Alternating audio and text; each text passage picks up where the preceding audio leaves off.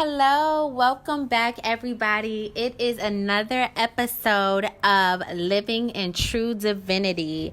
And in this episode, we're going to talk about how to cultivate compassion and love for all beings, because we know that love is what makes the world go round. I always tell people love is my religion because it's the truth. It's what I base my life off of. I show love so that I can receive love. Ashe, ashe, ashe. So before we dive deep into this episode, I just want to introduce myself. It is your host, Nakwale. I am the anointed one, a healer of my community, and a lover of all things Africa. And I am excited to introduce you guys to my podcast, Living in True Divinity, just where we help others tap into their intuitive energy. We help them learn how to be and stay in a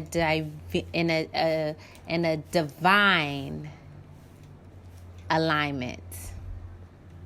Okay, so let's go ahead and jump right on in. Before we jump in, though, I also want to just shout out my business, Empress Love and Company. We're doing big things over there. If you're looking for a tarot reading, if you're looking for travel tours and healing retreats in Ghana, I can definitely supply all of your needs. If you are needing a coach to help you along your spiritual journey, definitely DM me, message me, reach out. I'm here to help.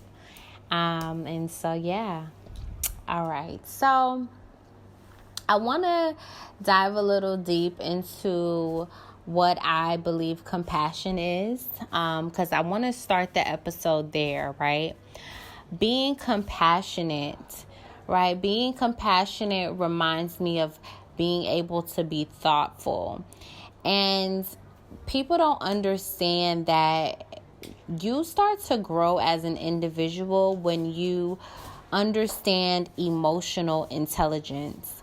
We are human beings, and when you really think about it, all human beings, right, live off of and depend on one another.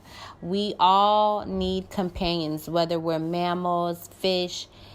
To be in existence in this planet, you have to coexist with others. You have to be able to have a relationship with others. Just think about it. All of the relationships in our lives, whether it's our children and our parents, or, our sibling relationships, our romantic relationships, is all defined off of how we show love to one another, how we exchange energies between one another. So for me, being compassionate is taking another person into consideration and how you handle them, how you communicate with them, and making sure that you do that in a divine way, in a compassionate way, right? And it's so important for us to live by this, because you do harm unto others. Don't be shocked when harm is done to you. And so I really feel like if the world looked at it from this perspective, we would not have things like war. We would not have just such the chaos that has been created off of trying to oppose one another and hating one another instead of just showing love towards others. So yeah, that's like a whole conversation in itself, I also feel like being compassionate is also about being able to compromise. And I've learned that relationships can take you far in life. Like I was saying earlier, you can't do nothing in this world alone. Every person that comes into your life can either be a lesson or a blessing to you. And I truly believe that there's people sent to you to help you grow. And then there's people that's sent to you to be just a distraction and for you to have some lesson to learn from. But more importantly, I know that we cannot do anything in this world alone. We need the support of other beings and, just things to be able to get us where we need to be in life and where we want to be in life. So I'll let you know some ways that I have specifically been like a very compassionate and considerate person. I think that giving back is so important, and that is why I do love the idea of church in theory, because it is a space where we can come together as human beings and have companions where we are able to just praise and worship and be in positive vibrations of one another. That is what the church is supposed to feel like. But sometimes many people don't have that experience, and it's unfortunate. But there's still other ways where you can create that compassion. Like even in relationships, romantic relationships, I find that women really understand emotional intelligence on a different level, because we are emotional beings, and extreme emotional beings. We know how to withstand the pressure of things just because of our hormones alone has taught us how to, in somewhat, understand and manage our emotions. And so when it comes to being able to have a relationship with someone, right, that can look like extending grace to your partner.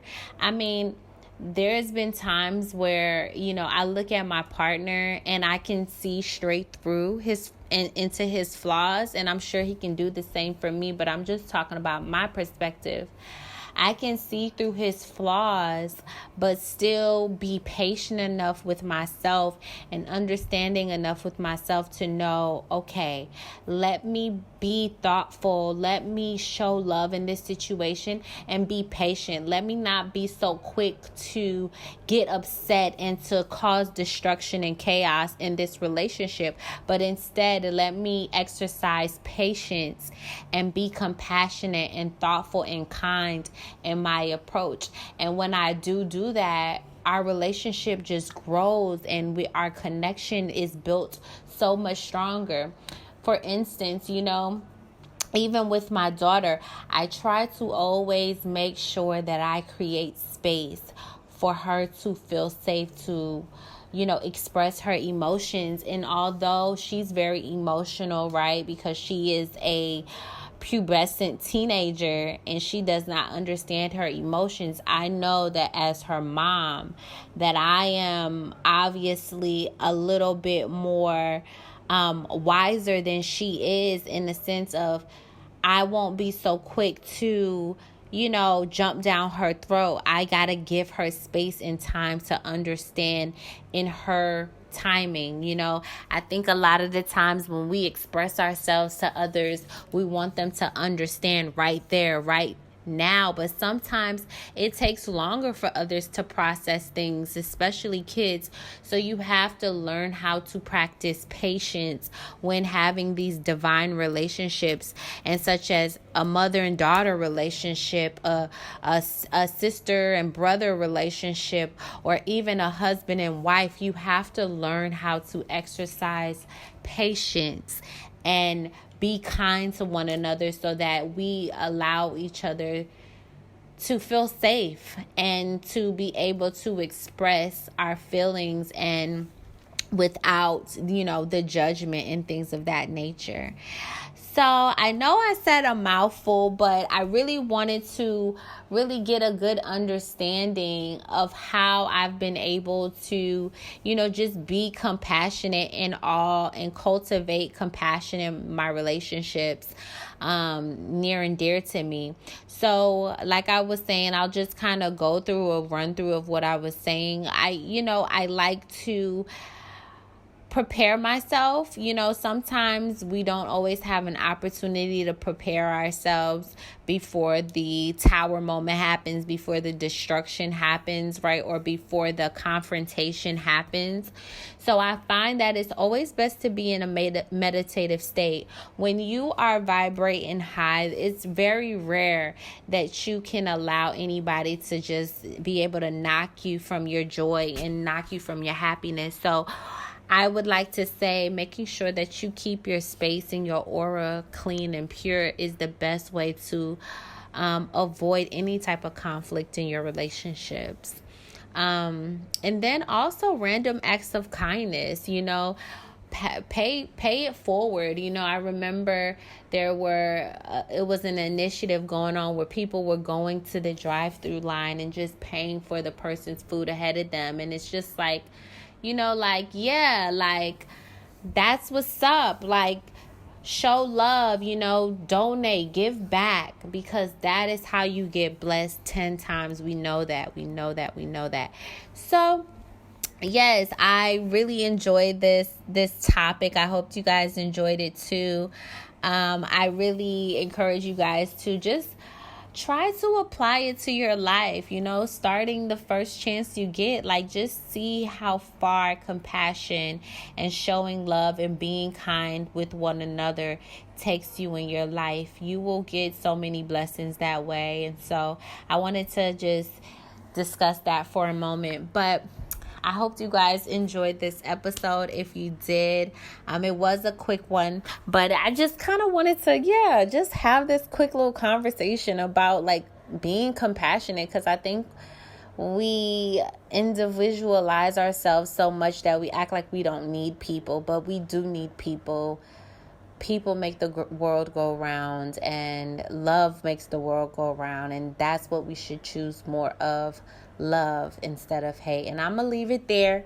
But yes, you guys follow me on all my social medias at I am Empress Nay. If y'all want to check out my social life, I'm on TikTok as well. I am Empress Nay. And of course, you are probably tuning in from my YouTube channel, The Vibrant Life. And so yes, I love you guys. Peace, blessings to you guys, and I will check you guys out in the next episode. Peace.